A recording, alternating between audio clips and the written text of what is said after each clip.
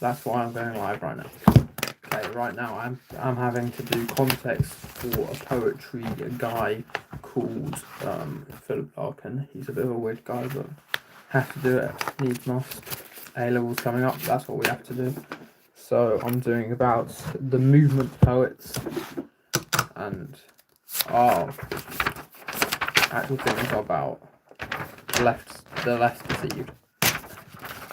So let's hear about what the less deceived has to say. So the less deceived, 1955. The Less Deceived volume of poems by Larkin had its title adapted from Hamlet by Shakespeare. Ophelia, I was the more deceived. So this is from Hamlet. Ophelia says this after Hamlet says that he no longer loves her during one of his soliloquies. The quote suggests a true love and deep feelings, which Ophelia believes are not reciprocated. It is ironic that Larkin uses such a classical image of the Ophelia/Hamlet love saga as it represents now the most gifted movement poets, though it necessary to step back from the technical adventures of modernism. However, Larkin turns this around as in actual fact he wants us to be less deceived by the realities of life. So it derives from the line Ophelia says in Hamlet, I was the more deceived.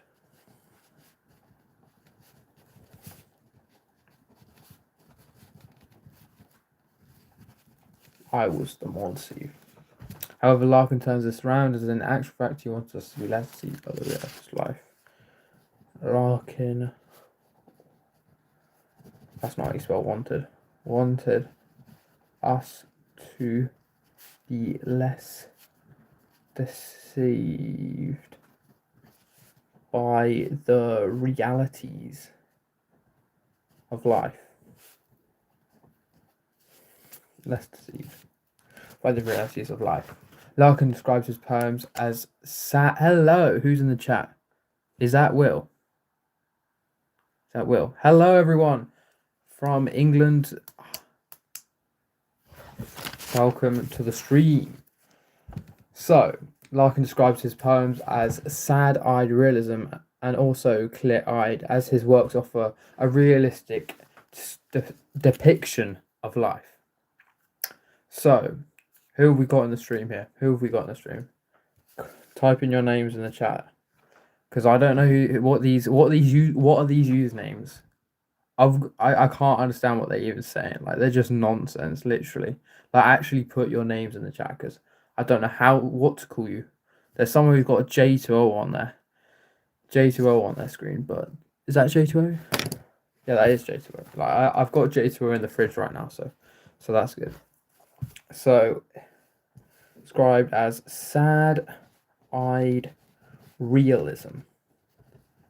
So we got Oliver in the chat. So we finally actually got a name. And clear-eyed. So Larkin saw his poetry as clear-eyed, sad-eyed realism. His works offer realistic depictions of life through his explorations of modern attitudes to work, leisure, love, and death, and he was able to do this. In this volume and across all his works in general, the predicament of human life, disappointment, and disillusionment are recurring motifs in his agnostic and philosophical explorations in his poetry. Do you game? Yeah, I play games. That's why I call SIRUPYGAMING. But right now, I'm having to do homework, so I'm just streaming while I'm doing my homework. So that's what I'm having to do. Sadly, he explores the predicament of human life, disappointment,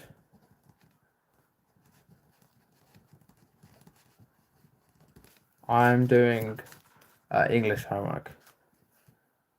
and disillusionment. Right, I've literally like written all this down. I'm revising for my A levels. They're coming up soon. Okay, historical. Yep, can agree.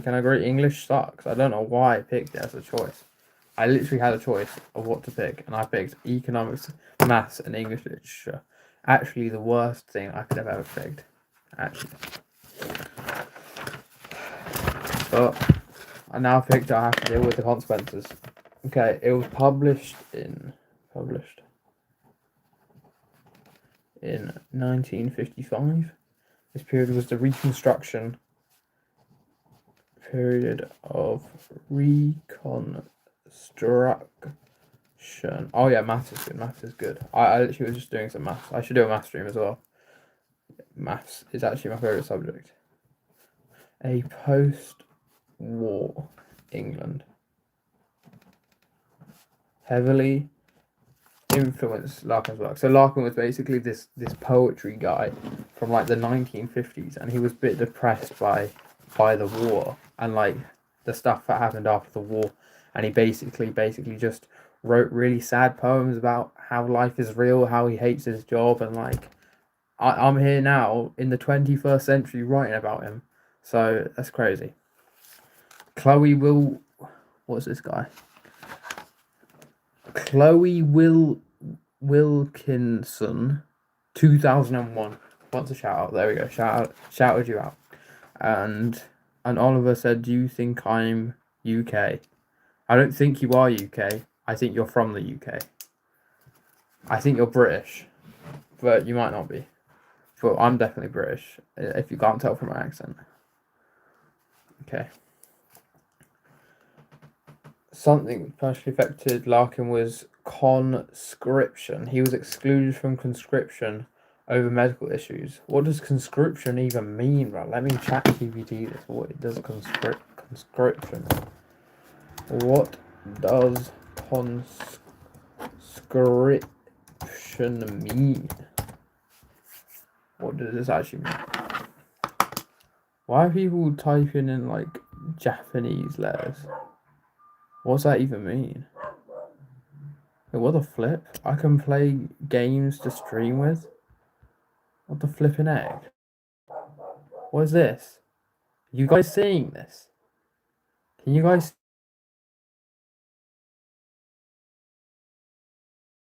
see a game? A game? What the flip is this? If anyone can see this in the chat, what is this? Choose play. What is this? What am I even playing, bro? Bro, this is terrible. How am I actually supposed to sculpt the face? Oh, what? It's always doing it for me. Okay. Look at my handiwork. Okay, I need to be doing my homework. Why am I doing this? Why am I exploring everything you can do on stream? Okay. There we go. I think we're done. Anything else we need to do? Oh, it's got a bit on his. There we go. Beautiful, beautiful. Okay, why does this guy look like that? Spray his face. What is this? What is this? I mean, he's got a moustache like me. Is that done now? Do I have to do his whole face? Are you joking me?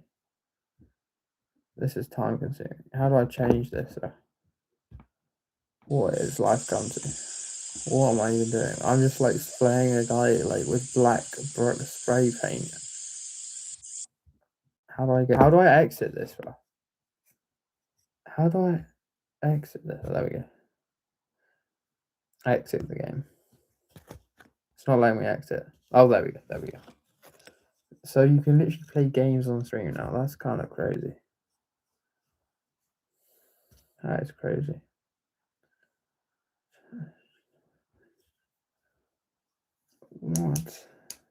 What else can I do on here? Oh, green screen. Okay, I'm in the woods now. There we go. I am in the countryside. Okay, conscription, when a government forces people to join the military. Oh yeah, that's what it means. So he was excluded from conscription and allowed to continue his full university course. A considerable number of the population had lost their faith in God following the events of the war, and Larkin's personal agnostic views are mirrored in his poem. What's my favorite color? My favorite color is yellow. Do you guys believe in God in the chat? A considerable number of the population has lost their faith in God. Do you guys believe in God? I believe in God. I'm Christian, and I believe in Jesus. The death of the British Empire saw the beginning of the new welfare state. Okay, that's interesting. Increased loss of faith in God. We also have the death of the British Empire. This is getting like history. We saw the welfare state, the NHS, austerity. We saw the NHS. The welfare state, which was so hardly fought for during the war in itself, was never fully implemented, and constant disagreements over funding and diverted taxation funds did not allow the Bevant to implement all of Beverindi's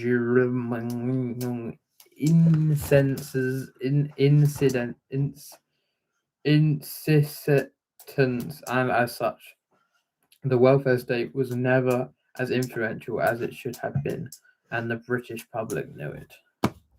W God.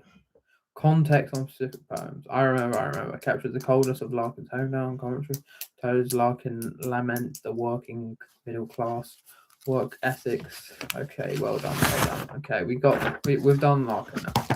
Okay, now I've got to do context on Frankenstein. If you guys have ever read Frankenstein, I've got to do context on Frankenstein. Okay, let's do context on Frankenstein.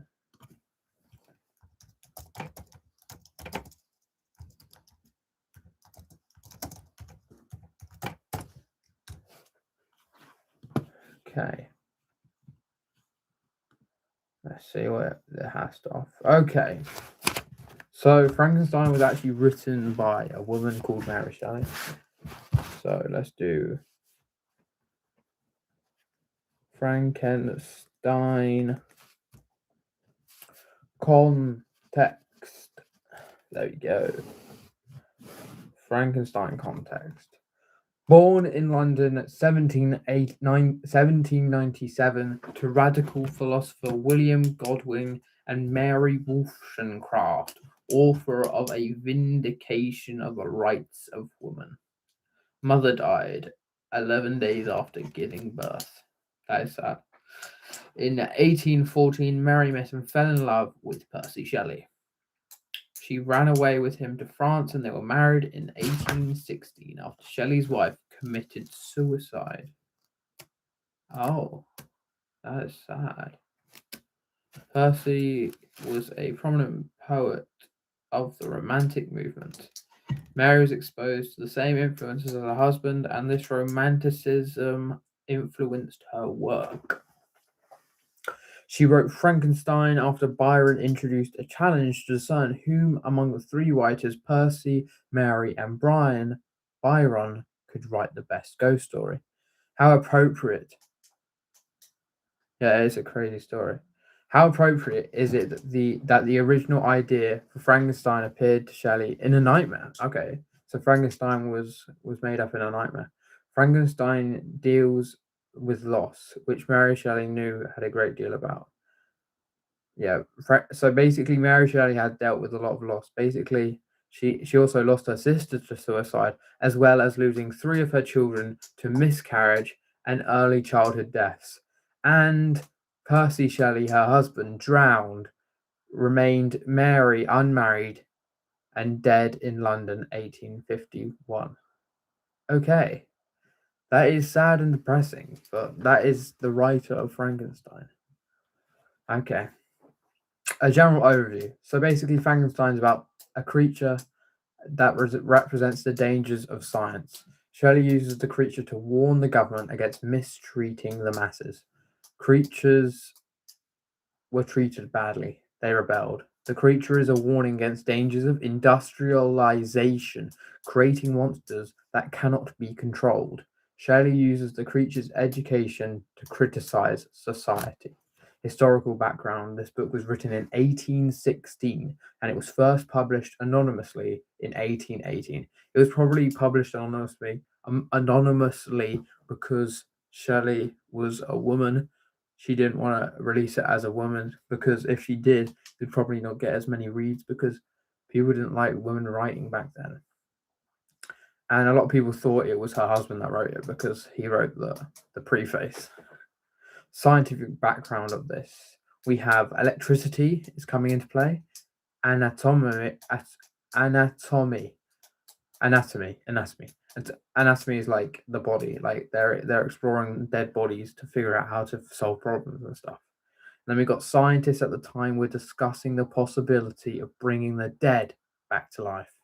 So there was basically this scientist called Luigi Giovanni, which basically electrocuted a frog that was dead and its limbs got agitated, which showed that electricity could bring something back to life. And that, I guess, influenced the idea that Frankenstein. So the monster's not actually called Frankenstein; it's called the monster, and he was basically influenced by the idea that electricity could resurrect life again. And he had this motive because his mum died, so I guess he wanted to find a way to bring the dead back to life because he didn't like death because it just ruined his world. And the key themes of this book are the desire for knowledge, the desire to understand and control nature, procreation without a woman. Shelley is certainly warning of the dangers of pushing medical boundaries into realms where, in her opinion, they should not be pushed. What's their name? The monster.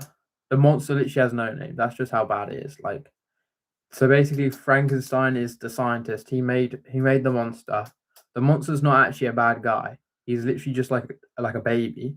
But Frankenstein like neglects him, which makes the monster sad. And he tries to make friends with society, but the monster looks so ugly that everyone just tries to kill him because they think he's a monster, which in fact he's not. He's not a monster, but that makes him. He says this quote. He says, I was kind and benevolent, but misery made me a fiend. So basically, he was a good monster, but because everyone treated him like he was a bad monster, he did become a bad monster, and he started killing people. In fact, he started killing Victor Frankenstein. So Victor Frankenstein's the scientist. So and he basically started trying to kill his family because he wanted revenge. Because basically Victor was basically his dad because he gave birth to him and he wasn't there for him. He didn't look after him, didn't teach him the ways of how to grow up. So he was basically a neglected child. But it's ironic because Victor Frankenstein had a lovely childhood. He was treated by his parents. He also like his mother caressed him. She was there were that they were his, he was their idol. He was like their plaything, and he didn't give that same kindness to the monster. And the monster says, I should be like the Adam, but I'm more like the fallen angel. So basically, the monster is it is. I feel bad for the monster. I think Victor Frankenstein is the true monster because he just wanted to control nature. He wanted to basically be the best guy who came up with the greatest science thing. And in the end, the monster kills all of Victor's family, kills him in the end, and they both die together. And it's a pretty sad story, but it just shows you that ambition without ethics is bad. Science without ethics is bad because you can have the greatest scientist ever, but if he has no like limits of what he would do, like if he's killing people to get to fulfill his ambition, then I guess that's not good. It's not good. So the story basically explores how we need to use science. Science is a good thing, but it can be a bad thing because makes you forget about the morality of the thing, and also how like we can like he wants to be God basically. Victor wants to be God. He wants to make creatures that would worship him and stuff. So not very good, not very good. But we also need to remember there's like basically these people back in the day, which are they're like a lot of philosophies and a lot of scientists, and there was a philosophy about um tabula rasa, which is basically like a clean slate, where basically a child could be anything, but his parents and his society shape him. So in reality, every child starts the same, and who you become is because of your environment. So let me get the let me find it. Okay, it was called John Locke's idea. John Locke was a 17th century philosopher who was dubbed the father of liberalism. His influential theories, Locke is spelt Locke with an E at the end, influenced thinkers such as Immanuel Kant and Jean-Jacques Rousseau with his theories about society and the individual. Tabula rasa, which means blank slate, is an extremely pertinent to Frankenstein, as it posits the I cannot know these big words, epistemological, estemological, which means regarding the theory of knowledge concept that all humans are born with a blank slate in terms of information and knowledge of the world, and that this is only gained through experience. Yeah, I know this guy just came for a shout out, but like, I don't really care if anyone watches. I'm just making this stream so that I am accountable for my revision, because otherwise, I'll probably just like do something else which won't be productive. So I'm being productive right now. I'm being productive. So nature versus nurture debate. So nature is basically like natural way of growing up. So the theory is that the idea that certain knowledge is innate to us, innate is like already built inside us, and favors the side of nurture in the nature versus nurture debate. So do you think that we should leave children to learn for themselves, or do you think that the parent should teach the children how to live and like how to grow up? So this appears with the monster, with basically how he has no one to guide him how to grow up. He has no parents, he has no like mentor. He has to figure out his own way. The narrative shows how innocent and vulnerable the monster was until it learned about the world through the experiences with the cottagers. Okay, so there's basically these cottagers which live in a cottage. Surprise. And this the monster goes inside the cottagers' barn and he spies on the cottagers, and he really wants to talk to them, but if they would just be scared of him. But there's actually a blind man called DeLacy, and he's like a blind old man, and the monster goes up to him, talks to him. The blind man accepts him because he can't actually see him, and he says like he's a really nice guy. But then the children come back, they see the monster and try to kill him because they think he's trying to attack the dad. So it's pretty sad. Are you on Google? What do you mean, am I on Google? What do you mean by that? I mean, if you search up SIRUPYGAMING, I might come up. But I don't know what you mean by that. Okay. We also got to learn about historical figures. So there's some scientific influence that draws on historical figures who sought to challenge the order of nature and bend its rules for their own gain. So we have Cornelius Agrippa. He practices magic and the occult. We have Magnus, Albertus Magnus. These are great names, by the way. And basically, these are the people that Victor Frankenstein read in books and stuff. And yeah, they were foreboding of what he would create. The inclusion of these names immediately suggests an ominous link to dark magic, as they are constantly mocked, debunked, and Victor is warned of them. We are foreboding of what he will create. Oh, I'll show you one. So I have this website called Seneca. I don't know if you've used it, but I'm using Seneca and also my own knowledge because it's revision. Revision. I'll show you. I'll see if you can see. Oh wait, I have a green screen on. You can't see anything. Wait, you just see a baby? This is crazy. Why is there just a baby on the screen, bro? What is going on, bro? Why is there just babies on the screen? That's oh wait, I guess it only locks onto humans. Okay, that is a bit weird. So basically, there was babies on the screen because it was about how like the monster's like a baby and stuff. Okay. We also got to talk about there's this thing called Prometheus. I don't know if you know about what is it from Greek mythology? I don't know if you know about Greek mythology, but basically Greek mythology, there was this character called Prometheus. He wanted to he was being after being asked by Zeus to create man from clay, he stole fire from the gods of Mount Olympus in order to create and maintain life. A punishment for this outrageous act of defiance to the gods, he was chained to a rock to have his liver eaten out by an eagle. The problem was that he was getting eaten out by an eagle. The problem was he's a god, so he couldn't die. So it's basically just eternal pain for what he had done.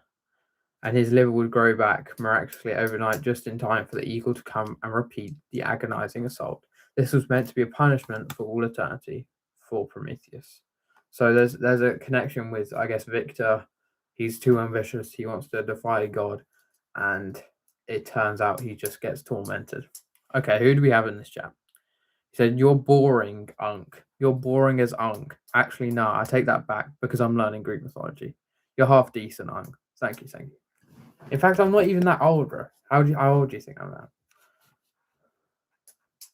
Yeah, we also got Paradise Lost, which is it's an epigraph from Paradise Lost. So basically, the book Frankenstein starts with you think I'm 35 years old. In fact, I'm actually turning 18 in a couple of weeks. So I'm grown up already. The reader for equate Victor with God and to create with Adam. It was also drawn upon issues of creation and responsibility akin to alternative title of modern Prometheus. So Frankenstein was actually supposed to be called the modern Prometheus, but actually it turned out to be called Frankenstein. And there is links to Paradise Lost because Paradise Lost is read by Frankenstein. No, not Frankenstein. He's not called Frankenstein. He's called the monster, the creature, whatever you want to call him, but he has no name. So we could make up a name for this guy. But he said, "Did I request the maker from the clay to mold me, man?" So the monster's basically asking, "I didn't ask to be created, so why did you create me?" And he also is linked to the fallen angel. He says, I should be like Adam, but I am more like the fallen angel." What is the devil in the bagpipe? I don't even know what that is. I've never heard about it. Let me look that up. The devil and the bagpipe. Devil and the bagpipe. The concept of the devil playing the bagpipe is a well-known imagery that has been used in various forms of art and literature. The woodcut by. So, I found a book, and it looks like a devil playing a bagpipe. But what is the book actually about? The devil turns a human into a bagpipe.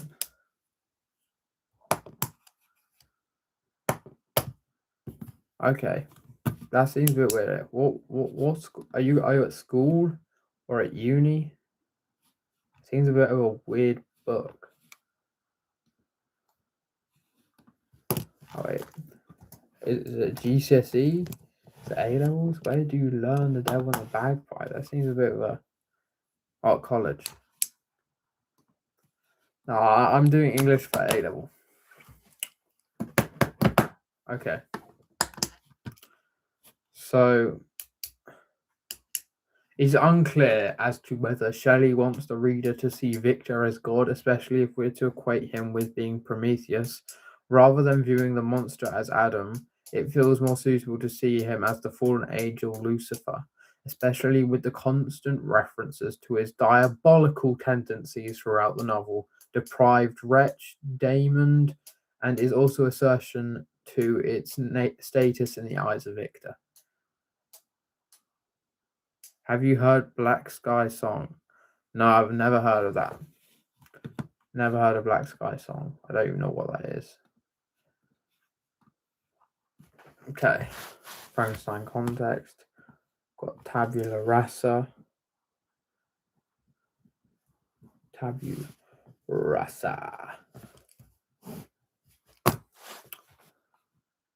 Tabula rasa. John Locke's theory of tabula rasa. Blank slate. Slate.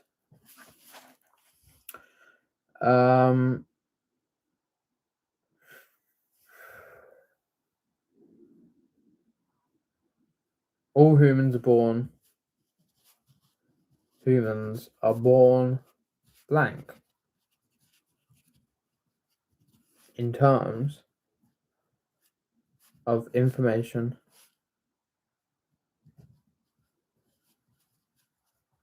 and knowledge of the world, and that is only gained through experience.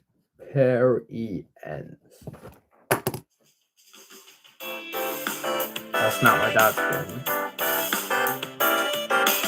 I'll go end the stream right now. How do I wait for it?